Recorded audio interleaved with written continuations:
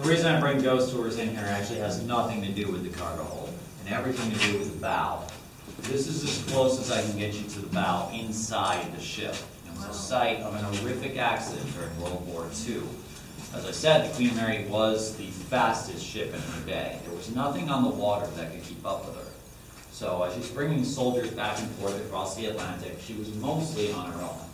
There would be a small military escort of battleships and cruisers that would see her a few miles out of New York. There'd be a second military escort waiting off the coast of Ireland to bring her safely into Scotland. For the most part, she relied on her speed and a zigzag cruising pattern.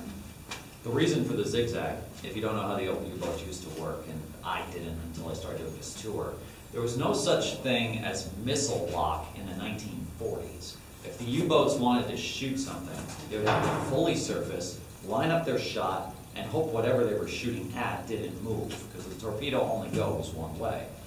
To avoid being sunk by a torpedo, the Queen Mary would change direction every couple of minutes. On October 2nd, 1942, off the coast of Northern Ireland, there was a collision between the Queen Mary and one of her escorts, the HMS Curaçao. The HMS Curaçao was a 4,000-ton cruiser. The Queen Mary, an 81,000-ton ocean liner.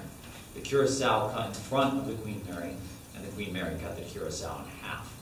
In less than a minute, both halves were engulfed in flames. 5 minutes after that, the Curaçao was lost beneath the Atlantic Ocean. There's nothing anyone on board the Queen Mary could do to help for two reasons. First, the captain was under strict orders not to stop until all of his charges arrived safely at their final destination. And at the time, that was about 8,000 soldiers on board, so there's far too many lives at stake. The other reason is, to come to a complete stop, even a full emergency stop, that would have taken the Queen Mary 4 miles. There were 101 survivors. They were picked up by other members of the military escort and some Irish fishing trawlers. One of the survivors was the now unconscious captain of the HMS Curaçao. He was dragged on board one of the Irish fishing ships. And when they saw the captain's stripes on his uniform, they almost threw him back, because the Irish believed the captain should go down with the ship. But instead, he got to survive and take 60% of the blame for the accident.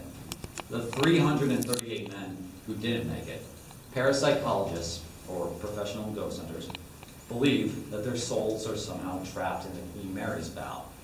Our engineering staff will report that late at night, or even if it's just quiet enough, they can hear shouting in the bow like something has gone horribly wrong. Parapsychologists will attribute that to the soldiers reliving the accident over and over again.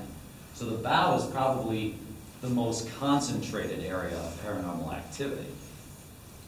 And your stunned silence says this has been a successful stop. So, if you're all around and take some pictures, go ahead. If you move closer to the bow, just be careful around the ropes. If you drop something down here, it's gone forever. When you're ready to move on, just meet me at the bow.